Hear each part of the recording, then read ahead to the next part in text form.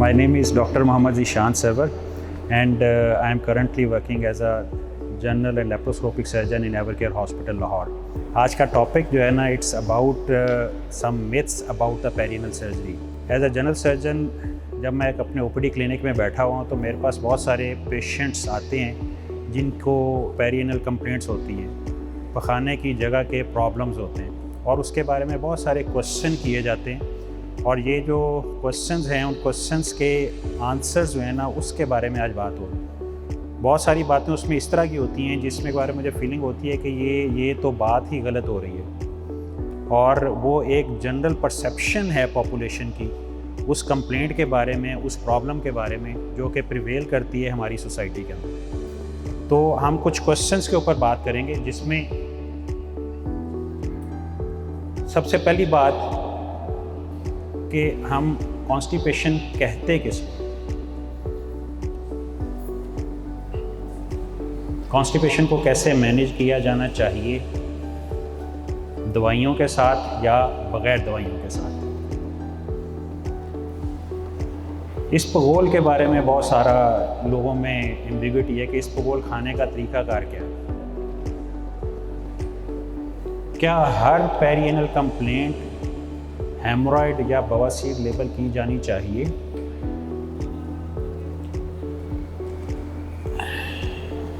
बहुत कॉमन सा इशू है.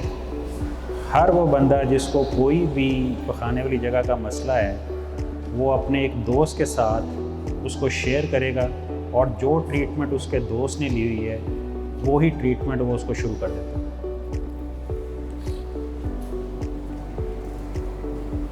बवासीर के ऑपरेशन के बारे में हमेशा ये कहा जाता है कि ये ऑपरेशन नहीं कराना चाहिए क्योंकि ये दोबारा हो जाती है. ऑपरेशन बहुत तकलीफ़देह ऑपरेशन है. ऑपरेशन के बाद हमने पानी में बैठना है तो डॉक्टर साहब डेटॉल डालें कि बायोडीन डालें, क्या डालना चाहिए? ऑपरेशन के बाद जैसे हर ऑपरेशन का एक इशू है कि हम कहते हैं जो ऑपरेशन हुआ है तो अब अगले 2-3 दिन जो है ना सॉफ्ट डाइट खानी है.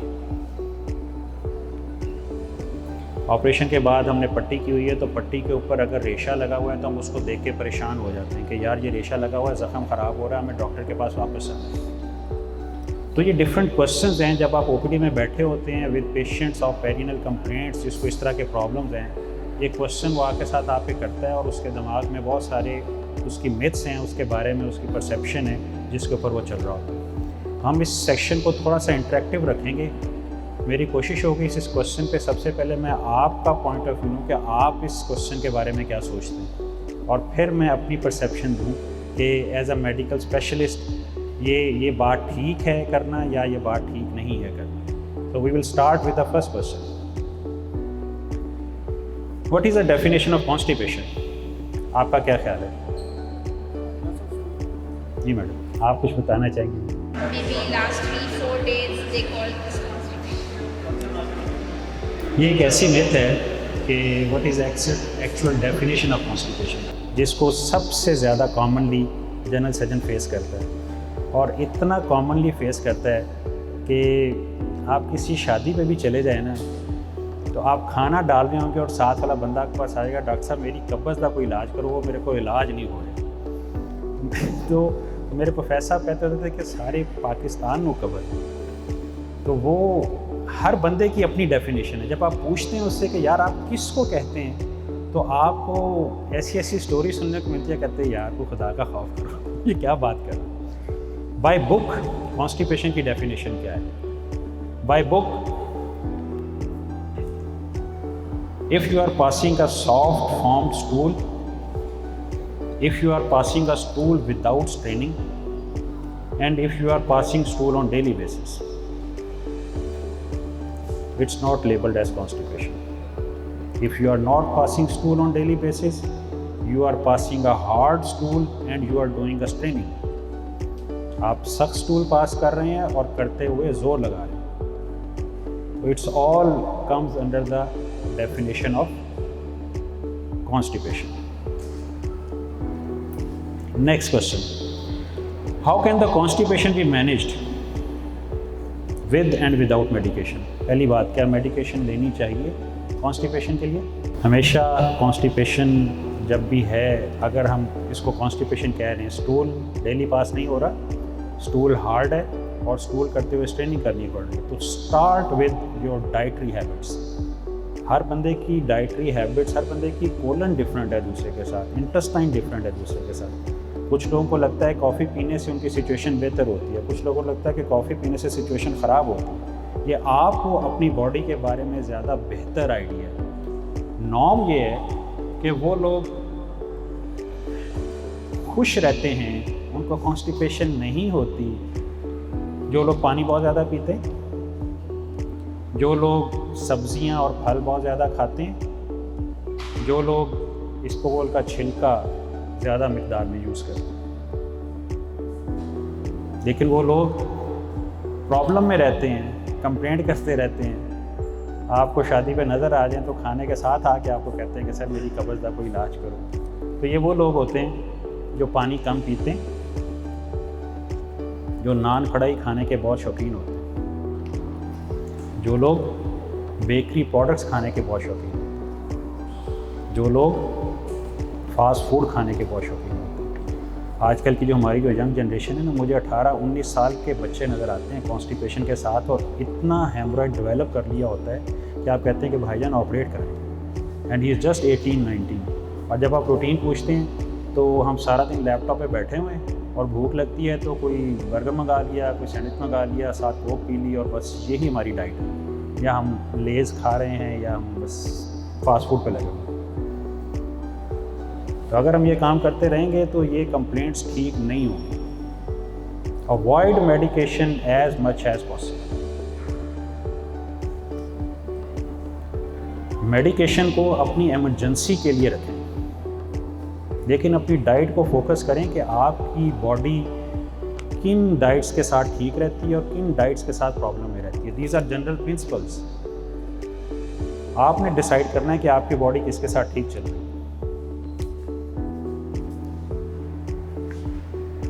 What is the correct way of using isabgol husk? आप ओपीडी में बैठे होते हैं ना, तो आपको फील होता है डॉक्टर साहब नहार मुँह खाना है, खाने से पहले खाना है, खाने से बाद खाना है, दही में डालें, चाय में डालें, दूध में डालें, पानी में डालें, कैसे खाना है। और पाकिस्तानी स्टाइल ये है कि किसी भी चीज़ को आप किसी यूनिक चीज़ के साथ अटैच कर दें ना, तो अगला बंदा कहेगा डॉक्टर साहब ये आपने काम की बात की है। आप कहें कि सर नहार मुँह खाना है, सारी रात भिगोया रहे और सिर्फ 2 दाने डालने हैं और सुबह उठ के आपने पी लेना है, तो 5 बजे से आगे 5:30 नहीं होना चाहिए। तो अगला बंदा कहे यार ये आपने ना बड़ी काम की बात की।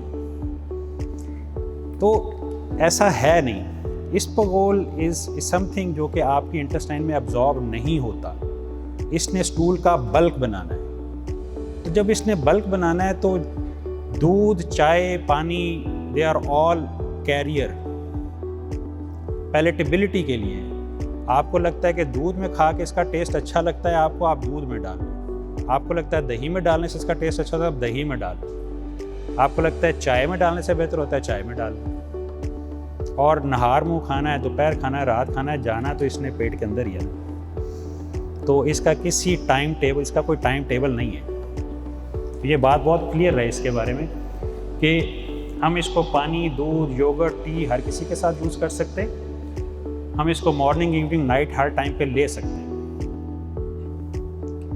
खाने से पहले खाना है, खाने के बाद खाना, आप जैसे मर्जी यूज़ कर लें, इसमें कोई इशू नहीं।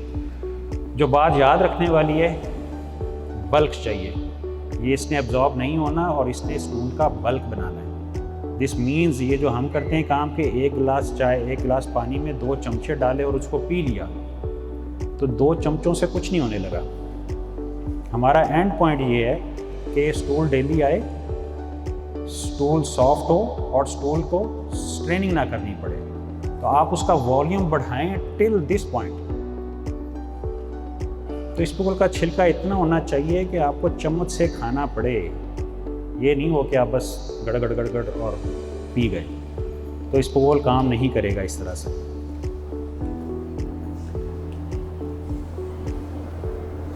Next question, should every perineal complaint be labelled as haemorrhoid और बवासीर? हमारी जनरल मिथ यही है कि हम जब भी कोई पेरिनल कंप्लेंट किसी भी किस्म की है, we will label this as haemorrhoid और we will treat as haemorrhoid. आपको एक बड़ी कॉमन टर्म नज़र आती है खूनी बवासीर और बादी बवासीर। तो आप जब लिटरेचर पढ़ते हैं ना तो आपको इसका कोई एविडेंस नहीं मिलता। वैसे लोगों को देख देख के आइडिया लेते हैं कि कुछ हेमरॉइड्स ब्लीड करते हैं और कुछ हेमरॉइड्स ब्लीड नहीं करते, वो मैस इफेक्ट देते हैं। It is something to do with खूनी बवासीर और बादी बवासीर। तो पेरिनल कंप्लेंट्स सिर्फ बवासीर नहीं है, there is a big no on it. It could be an anal fissure, एक ज़ख़म हो गया और बहुत शदीद दर्द हो रही है। It could be a perianal fistula, एक छोटा सा सुराख अलग से बन गया है जहाँ से ऑफ एंड ऑन रेशा निकल रहा है। इट कुड बी हेमरॉइड्स जो या तो ब्लीड कर रहे हैं या मौके से बन गए हैं जो बाहर निकल रहे हैं। और इट कुड बी अ सबसे इम्पॉर्टेंट चीज़, इट कुड बी अ जड़ों वाली रसौली, it could be a malignancy, it could be a cancer और कार्सिनोमा, जिसको हम मिस करते हैं। सबसे बड़ा इशू हमें ये नज़र आता है। यंग एज 20-25 की एज, उसको पेरिनल कंप्लेंट है, वो एक और बंदे से दवाई पूछ के खाए जा रहा है समझ के कि उसको बवासीर, लेकिन एक्चुअली उसको कैंसर है। सो हर चीज़ बवासीर नहीं होती, अपने डॉक्टर से मिलना चाहिए जब भी आपको कंप्लेंट हो। Next question, can we use the treatment of my perennial complaint which was prescribed to my friend last month without getting the medical consult?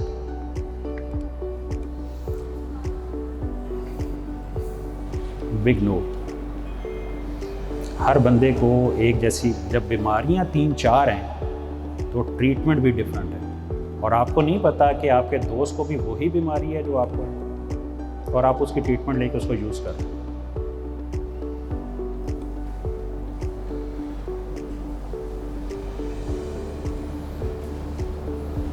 बहुत कॉमन क्वेश्चन, ऑपरेशन बवासीर का नहीं कराना चाहिए, दोबारा हो जाता है। इस बात को ऐसे समझें कि जो हेमरॉइड्स है ना, haemorrhoids are because of the constipation. वो कब्ज़ होने की वजह से बवासीर के मौके बने थे। हम जो ऑपरेशन कर रहे हैं वो ऑपरेशन हम बवासीर का कर रहे हैं, हम कॉन्स्टिपेशन का ऑपरेशन नहीं कर रहे हैं। तो बवासीर के ऑपरेशन के बाद आपको ये फीलिंग नहीं होनी चाहिए कि नाउ मैं अब 0 मीटर हूँ, now I can do everything, मैं जो मर्ज़ी खाऊं पीऊँ, मुझे कोई मसला नहीं। तो अगर हम अपनी प्रिकॉशन को फॉलो नहीं करेंगे तो हेमरॉइड्स दोबारा बनेंगे, क्योंकि कॉन्स्टिपेशन ही नहीं ट्रीट हो रही।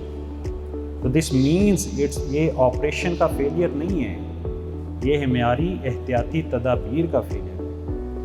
हम एहतियात को फॉलो नहीं कर पाए, इसलिए बवासीर दोबारा हो गई, और हम ब्लेम दे रहे हैं ऑपरेशन को कि ये ऑपरेशन फेल हो गया। तो it's basically it's not the failure of surgery, it's the failure of our preventive measures that resulted in recurrence. तो अगर बवासीर का ऑपरेशन कराया है तो हमें एहतियाती तदाबीर को फॉलो करना है ताकि ये दोबारा ना हो। इसीलिए आप अवॉइड करते हैं कि 18-19 साल का लड़का अगर अब आ गया है तो ये और 10 सालों में 12 सालों में फिर आएगा दोबारा आपके पास, अगर ये अपनी रूटीन को ठीक नहीं करेगा। Perennial surgery is a very painful surgery, और ये ऐसे ही है।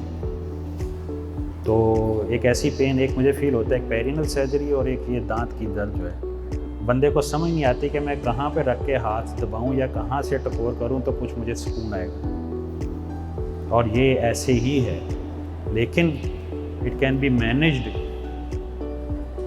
With sitz bath and high fibre diet. किसी मेडिकेशन से ये पेन ठीक नहीं होती, जो असर सिट्स बाथ देगा वो कोई और चीज़ नहीं देती। फिर सिट्स बाथ, पेरिनल सर्जरी के बाद आप पेशेंट से कहते हैं कि नीम गर्म पानी टब में लेके तो 10 से 15 मिनट के लिए बैठें, दिन में 2 से 3 मरतबा। This is called as sitz bath. तो पेशेंट का अगला क्वेश्चन आपसे ये होता है कि सर पायोडीन डालनी है या डिटॉल डालना है, क्या डालूँ उसके अंदर? तो आप कहते हैं भाईजान सिट्स बाथ का इफ़ेक्ट जो है ना वो एक नीम गर्म पानी है। तो जैसे इसको ऐसे समझें कि हम जैसे गले में दर्द हो रही हो, गला ख़राब हो, तो नीम गर्म पानी से गरारे करें तो it's gives you a soothing effect. तो यही इफ़ेक्ट आप इस जगह पे ले रहे हैं। तो हमें सिर्फ सूदिंग इफ़ेक्ट चाहिए, पानी का नीम गर्म होना चाहिए बस। पायोडीन और डिटॉल, अगर आप ये समझते हैं कि इस एरिया को आप स्टेराइल कर सकते हैं, डिसइंफेक्ट कर सकते हैं, दिस इज़ नॉट पॉसिबल। तो डिटॉल और पायोडीन का कोई फ़ायदा नहीं है उस सिट्स बाथ के अंदर डालने। अब तो लोग लिटरेचर इतना एडवांस होता गया कि इवन पेरिनल सर्जरी करते हुए लोग पायोडीन से पेंट नहीं करते उसको, सिर्फ सेलाइन से वॉश करते हैं और अपनी सर्जरी को प्रोसीड करना शुरू कर देते हैं। हम लोग समझते हैं कि नहीं ऑपरेशन के बाद जो है ना नहीं पायोडीन लगानी है, डिटॉल लगाना है, तो it's a myth. After perennial surgery soft diet is, ये अब एक जनरल सा कॉन्सेप्ट है। ऑपरेशन हुआ है तो 4 दिन बिस्तर से नहीं उतरना, और 4 दिन जो है ना बस हल्की फुल्की चावल खा लें, बिस्किट खा लें, दलिया खा लें, खिचड़ी खा लें, रोटी नहीं खानी। तो this may be true in some surgeries, लेकिन हेमोरॉइड की सर्जरी, बवासीर की सर्जरी, फिशर की सर्जरी में ऐसा नहीं है। अगर आप सॉफ्ट डाइट ले रहे हैं तो स्टूल नहीं बनेगा, स्टूल नहीं आएगा, और वहाँ पर एक वूंड बना हुआ है। तो वो जो वूंड बना हुआ है ना, वो वहाँ से स्टूल के पैसेज में पेन होनी है। तो अगर आप एक दिन स्टूल नहीं करेंगे, दूसरे दिन स्टूल करेंगे, इट विल बिकम हार्ड, और हार्ड स्टूल को ज़ख्म वाली जगह से निकालना बहुत पेनफुल होगा। इसलिए पेरिनल सर्जरी में पहले दिन रोटी खानी चाहिए, इसबगोल का छिलका खाना चाहिए, ताकि उसी दिन या उससे अगले दिन मैक्सिमम स्टूल आ जाए।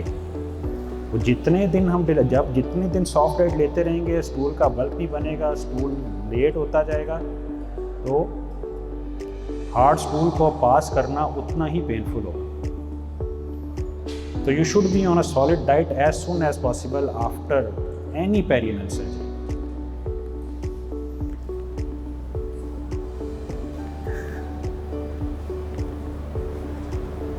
लास्ट क्वेश्चन, पेरिनल सर्जरी जब हुई होती है उसके बाद ड्रेसिंग हो रही होती है। ड्रेसिंग को जब आप देखते हैं तो वो ऐसे लगता है कि इट्स फुल ऑफ पस। आप 6 आवर्स के बाद ड्रेसिंग को चेंज करें तो आपको लगता है यार ये तो पस से भरी पड़ी है। पेशेंट ओपीडी में आएगा आपको दिखाने के लिए परेशान होकर, डॉक्टर साहब ये तो बहुत रेशा आ रहा है। तो इस बात को समझें कि कोई भी जो वूंड है, कोई भी जो ज़ख़म है, उसका जो फ्लूइड निकलता है, it will give U A impression of a पस ऑलवेज।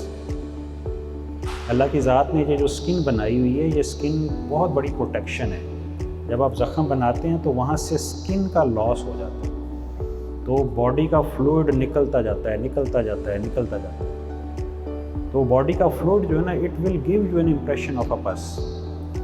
हमारा देखने वाली बात यह है कि अगर ज़ख़म पे दर्द नहीं है और आप ज़ख़म को धोएं तो उसके बाद वो ब्राइट रेड फॉर्म में है और वहाँ पर सराउंडिंग में कोई स्वेलिंग नहीं है, कोई वहाँ पर कोई प्रॉब्लम नहीं है, तो इसका मतलब है कि ये नॉर्मल वुंड का फ्लूइड है, ये पस नहीं है, और इस पस के लिए किसी एंटीबायोटिक की ज़रूरत नहीं है। पेरिनल सर्जरी जो है ना, वो एंटीबायोटिक सिर्फ ऑपरेशन से पहले एहतियात के तौर पे चाहिए। ऑपरेशन के बाद सिर्फ आपको मरीज और वुंड को बार बार धोने की ज़रूरत है। बार बार धोएं तो साफ़ रहता है। किसी डिटॉल पायोडीन की ज़रूरत नहीं है, सिंपल वाटर के साथ वॉश करने की ज़रूरत है। तो वो जो पस आपको नज़र आ रही है वो एक्चुअली पस नहीं है। Constipation is not a surgical disease.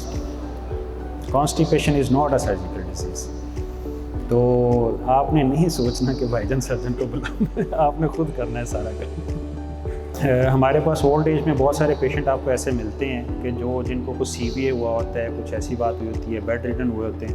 ये वो लोग होते हैं कि जिनको डाइट के भी इशू होते हैं, जिनकी इंटेस्टाइन के भी इशू होते हैं। तो वो अगर आपको लगता है कि स्टूल पास नहीं कर सकते, तो पहला काम तो ये करना चाहिए कि अगर आप फिंगर डाल के उसकी इवैक्यूएशन कर सकते हैं वो करें। और अगर उसके बाद भी नहीं हो पा रहा तो आपको छोटी छोटी सी स्पोस्ट्रीज भी मिल जाती हैं, उससे हेल्प ली जा सकती है, एनिमा से हेल्प ली जा सकती है। लेकिन टेक होम मैसेज इस प्रेजेंटेशन का ये है कि हमें इस लेवल तक नहीं पहुंचना कि हमें एनिमा की ज़रूरत पड़े। हमें उससे पहले अपनी डाइट को इस तरह से कंट्रोल रखना है कि हम इस लेवल तक ना जाएं कि हमें एनिमा की ज़रूरत पड़े। तो अगर वहाँ तक चले गए हैं तो फिर वही बात कि एमरजेंसी, आपकी medicine is for emergency situation. उससे पहले अपनी डाइट को ठीक करें कि मामला ठीक करें। इस्पगोल के बारे में ऐसे एक दो और भी बातें, ऐसे लोग कहते हैं कि भाईजान इस्पगोल ज़्यादा खाएं तो ना घुटनों की दर्द शुरू हो जाती है। इसका ना कोई एविडेंस नहीं मिला मुझे कभी भी कि सर तुसी कहते हो कि इन्ना इस्पगोल खाइयो तो गोडे मेरे रह जाएंगे, लेकिन इसका मुझे कभी कोई एविडेंस नहीं मिला कि किसी जगह पे ये लिखा हो कि इस्पगोल खाएं तो जोड़ों की दर्द हो जाए। आपको देखें ना, आपको बहुत सारी चीज़ों में लोग मानते हैं कि ये एक ठंडी तासीर है, ये एक गर्म तासीर है। ये मेरा अपना ख्याल है, ये जो टर्मिनोलॉजी ना ये हिकमत से निकली। और एज अ डॉक्टर जब मैं इसको सोचता हूँ ना तो मुझे फील ऐसे होता है कि सारी वो चीज़ें जिससे स्टमक की एसिडिटी बेहतर होती है ना, इसको हम कहते हैं ये ठंडी तासीर है। और सारी वो चीज़ें जिससे स्टमक की एसिडिटी बढ़ती है उसको हम कहते हैं ये गर्म तासीर है। हम कहते हैं दही खाओ तो ये ठंडी तासीर है। तो वो ये सारी वो चीज़ें मुझे ऐसे लगता है कि ये स्टमक की एसिडिटी से रिलेटेड है, लेकिन एक्चुअली ये टर्मिनोलॉजी हिकमत से आई है। मेडिकल साइंस में आपको इसका रेफरेंस नहीं मिलता। तो वो इसी रेफरेंस सोचें कि शायद वो जो है ना ये कोई मैदे की तजावीज़ बेहतर करती है तो ये ठंडी तासीर है। पोस्ट ऑफ स्टूल सॉफ्टनर भी वही बात है कि आप जितनी जल्दी रोटी शुरू करा लेंगे ना तो स्टूल सॉफ्टनर की ज़रूरत नहीं पड़ेगी। आप रोटी जल्दी शुरू कराएंगे। हम रोटी जल्दी शुरू नहीं कराते। मेजर मिथ हमारी ये है कि जी ऑपरेशन हुआ है 3 दिन तक रोटी नहीं खानी, तो फिर आप उसको स्टूल सॉफ्टनर से हेल्प ले रहे होते हैं। लेकिन अगर अंदर कुछ है ही नहीं तो स्टूल सॉफ्टनर क्या करेगा अंदर। Thank you very much. Thank you.